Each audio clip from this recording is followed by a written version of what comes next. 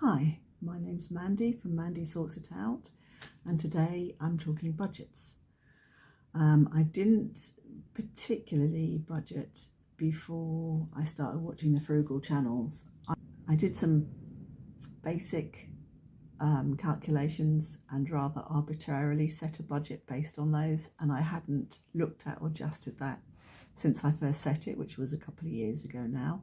After following the frugal channels and seeing how other people budget, I realised that I needed to do an awful lot more work.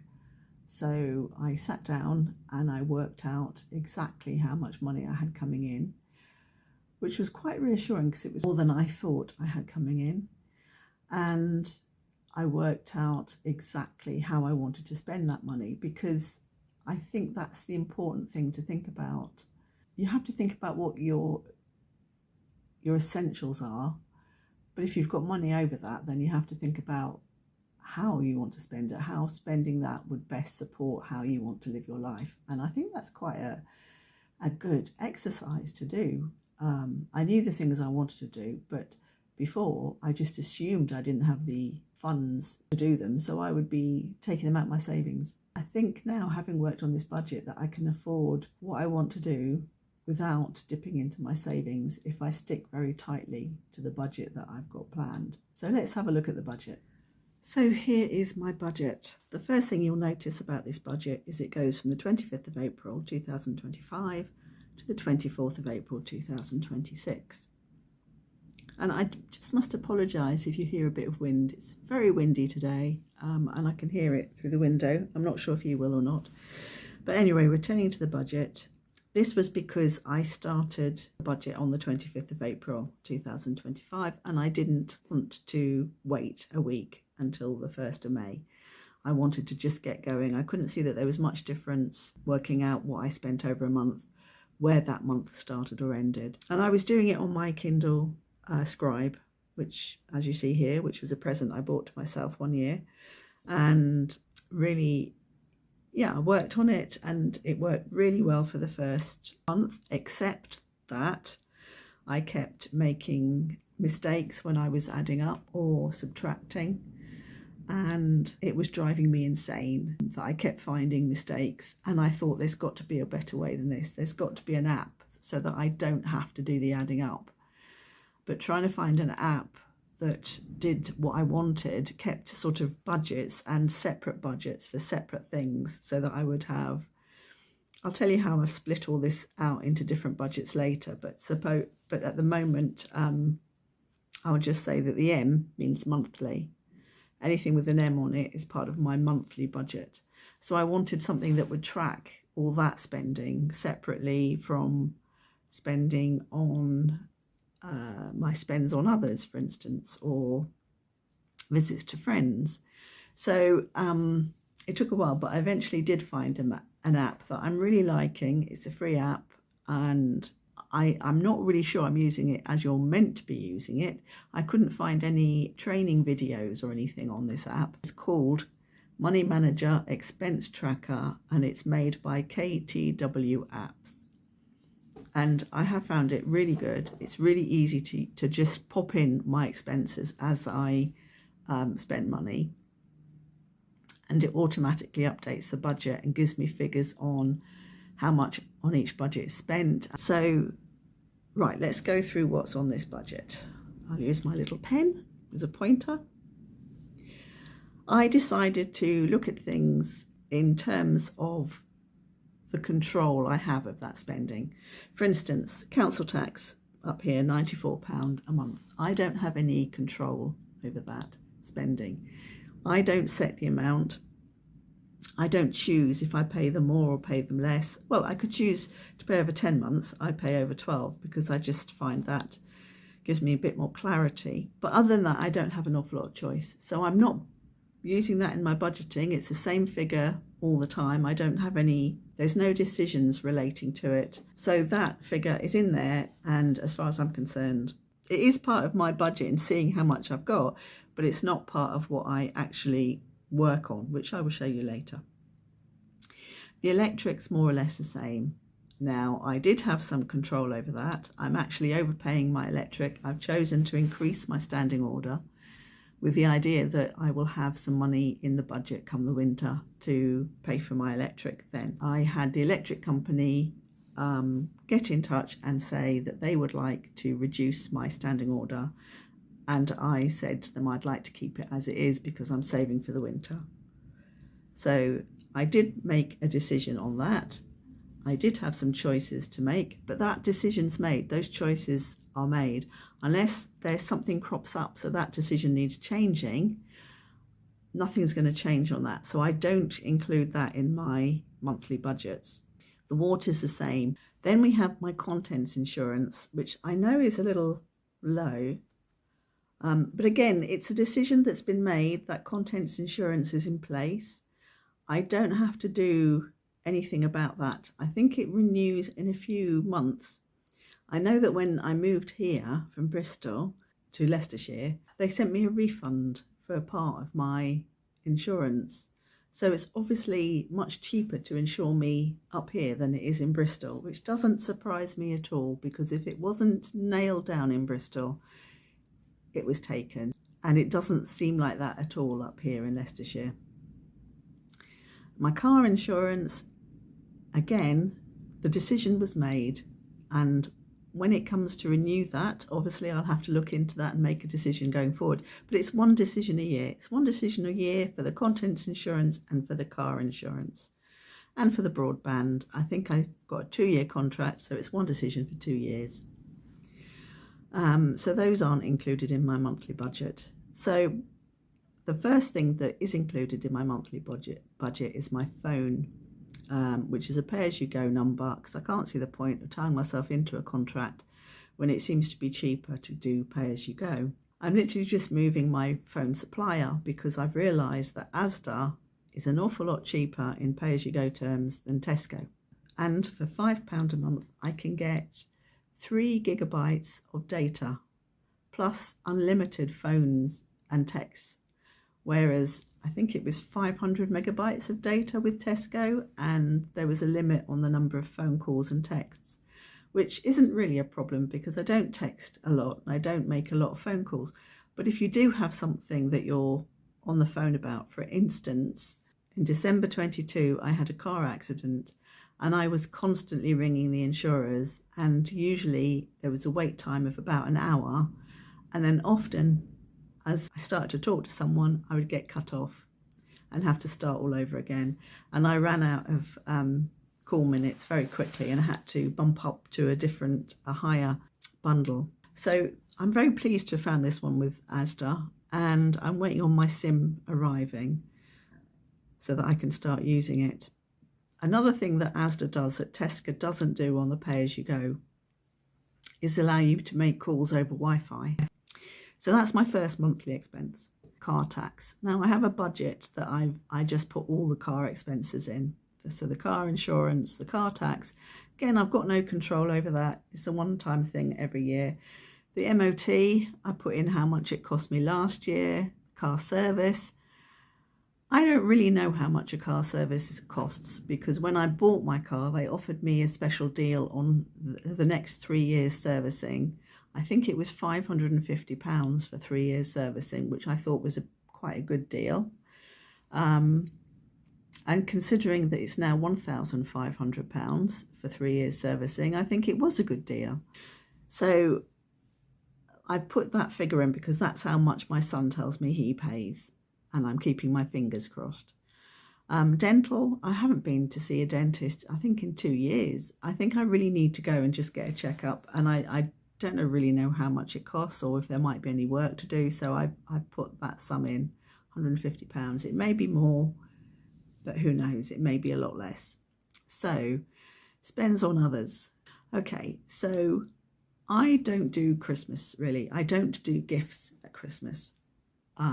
It's been a very slow process in withdrawing from that because I didn't want to upset anybody, but I realised at some point that I was absolutely dreading Christmas coming every year, and the run up to Christmas was a really stressful, unhappy time for me.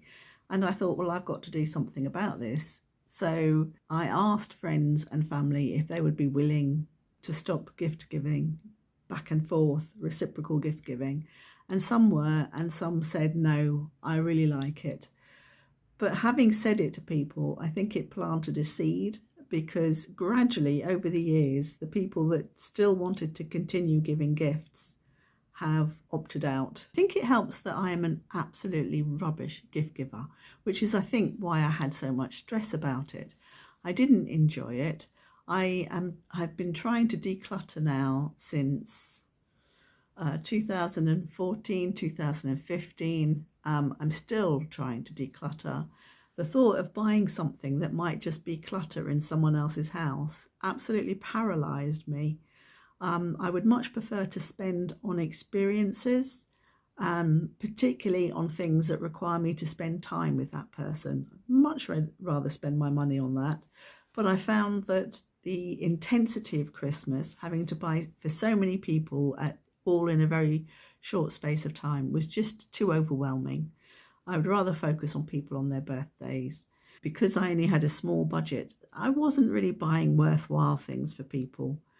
Anyway, it's got to the point now where I don't buy for anybody for Christmas and nobody buys for me. But I do try and spend time with people that I love and care about, or send them messages of love and caring. So that's that. You may say, well, why is spending on others so high? Because it does look a lot, doesn't it? £730. But I worked out how much I do spend on my children for their birthdays, on my great nieces and nephews for my birthdays. I no longer buy for a lot of family, but for the children, I still buy for. I also get cards, and I also do postage. So when I added all that together, it actually came to £730. Now, I don't know if I've allocated too much for cards, but that's what I'm going to allocate for this year and see how it goes. Because postage is expensive, I think I may have not even done enough, actually.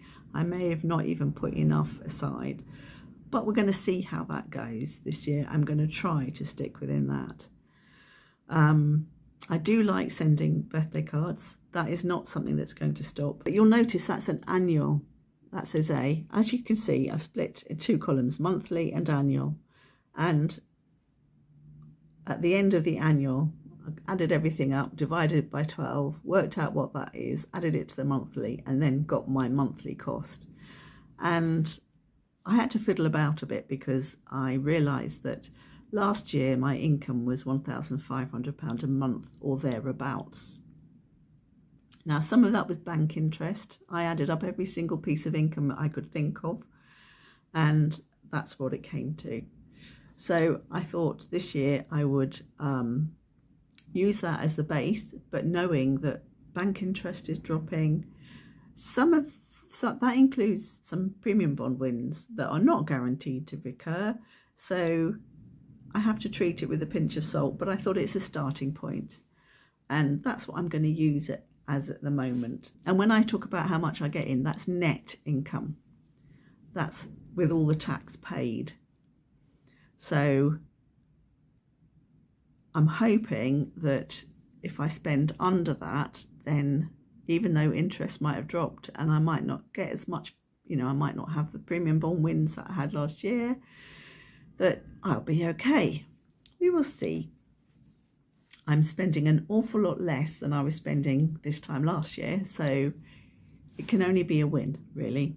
So my rent, I have no control. I have to make no decisions, so I don't include that in my monthly or annual budgets because it's going to go out whatever. I've just renegotiated my rent for a further 6 months, and it's not going to, the rent is the same, it's not going to change, thankfully. The next one is travel to Bristol monthly, and I drive down to Bristol once a month, stay at least one night, sometimes 3 nights, and I go to see my mother who lives in Bristol. My mother has dementia, she's in a care home. She doesn't really know it's me, but I like to go and see her every month. So I worked out cost me about £35 in petrol. I gave myself a budget for food of about £20, which you probably think sounds like a lot if I'm just going overnight, but it's not a lot if I'm there for 3 days, and it's certainly not a lot if I'm going out for a meal, which is something I do fairly often when I'm down in Bristol, because that's where my sister lives. It's where I've got 2 nieces and their families who live there as well. So I am often going out for a meal. So although that is down there as a monthly cost, you'll see I've got an A next to it, and I treat it as an annual cost, because some months will be cheaper than other months. If I go overnight and I don't go out for any meals, it's going to be a much cheaper one than if I stay for 3 nights and then I do go out for a meal. The last 2 trips I've stayed for 3 nights, and the reason that I stay longer, so I looked after a child for a few days because one of my nieces was travelling, and another time I was looking after one of my niece's dogs for a few days. So I need extra money for food in those situations, although I try and do it again as on a budget as possible, but I am living on whatever I buy for 2 days, and that's not as easy as buying food and you have a whole kitchen full of stuff that you can use to make that food and season that food, whatever. I don't like to use any of my niece's foods because they're on budgets as well. I think £20 it's too much sometimes, and it's not enough others.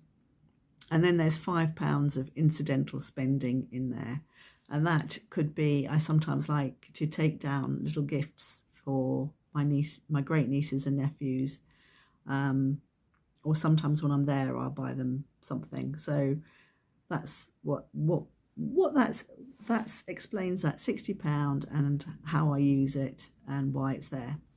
And then the next one is travel to my son, and that's once a year. My son lives overseas and I go see him, and I used to live overseas until 2022 when I moved to the UK.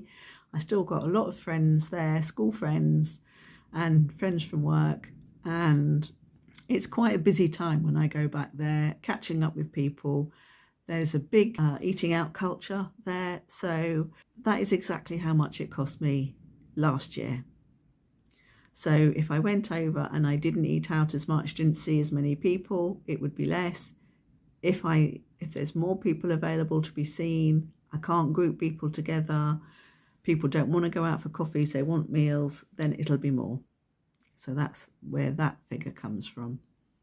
Then I've got another sum of travel to my friend. I've got a friend who lives overseas, not in the same place as my son, and I love to go visit her for a few days. I went for 5 days last time because the flights were at very funny times, but it's lovely to go see her, and that's how much I spent last time. I don't quite know how I managed to do it that cheaply. That does include the flights, and so does travelling to my son include the flights, and I know flights have gone up, so I anticipate that both of those will be more expensive this year, but I have to go with what I've got. So I put that in for now. Then I've got visits to friends, £300 for 3 visits. I've got a friend coming to see me in July, and while they're staying with me, I'll probably be driving them around. We might go out for a meal. We're hoping to go see a stately home, and I need a budget for that. So I thought £100 would be a good budget for that.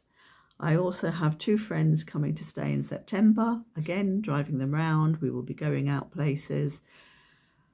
There will be coffee out and cakes out, etc. So I need a budget, and my son might well come over from overseas and spend a week here, in which case I will be taking him out and about, and I won't completely and utterly treat him, but I'll probably treat him to 1 or 2 things. So, I mean, £300 to me, I'm not sure that's going to be enough, which is a bit of a theme running through this budget that I've created. But again, we have to go with what we have, and I can see if I can do those visits with just a budget of £100. If I can't, then at least I know that. I do have savings. I'm not going to go overdrawn if I go over the £100. So I'm going to try it. Then I've got another annual budget of £100 for clothes. Now I'm quite happy with my clothes from a charity shop. I'm quite happy to buy trousers and tops from a charity shop. I would not buy underwear from a charity shop. So I'm not sure if that budget will be enough, because at the moment I'm trying to lose weight. And obviously when you lose weight, you need more clothes. And I'm definitely okay for clothes at the moment. But yes, will that budget be enough? I'm not sure. But I thought it was a reasonable figure to put in, so there we have it. Then we get on to 4 monthly expenses. So we have toiletries and cleaning. I put £23 a month. And I put that not really being really sure how much I would spend. And this is for things like, deodorant, face cream, toothpaste, plus all my cleaning supplies. And again, that feels like a reasonable amount. It feels quite generous now when I look at it. And it has proved quite generous the last 2 months. But I do find that with cleaning stuff and with toiletries, you tend to run out of everything all at once. So I don't want to drop it really, because I'm quite a black and white person, and I think if my budget's £23, I won't spend over £23, or I'll feel really bad about it if I do spend over £23. So I don't want to change it. And then I've got a food budget of £108, which is £25 a week. £25 a week times 52 divided by 12 is £108 or thereabouts. So that's my budget for spending every month. Then I've allocated £35 of petrol. You will remember that there's £35 of petrol also in there to go to Bristol and back. But I try to fill up just before I go to Bristol, take that out of this sum, fill up either when I come back, or if I have to fill up while I'm there, take that out of that sum. And sometimes that bit is over 35, but mostly it's not. It depends how much driving around I do in Bristol. Bristol's quite a big place. And the last one's incidentals. And I've given myself £50 worth of incidentals. And incidentals are all the things you buy that you either didn't know you had to plan for. It might be, I need a new chopping board. It might be trying to think what it could be. I might need to spend something on postage that I wasn't expecting, or a friend's family member dies and I want to send them a sympathy card. I need to buy the card. I need to pay for the stamp. That doesn't come out of the spends on others, because that is specifically for birthdays. It's not for other times of the year. So yeah, incidentals are for things like that, really. And so that's my budget. Hi, thank you for watching my video. I've decided to split the budget video into 2 videos because it's taking a bit longer to explain everything than I anticipated. So I'm going to do a second video which will be on how I check that I'm complying with the budget, the kind of reviews I do and when I do them. So I will finish this video here, but I want to thank you so much for watching, and I hope you join me for the next. Thank you. Bye.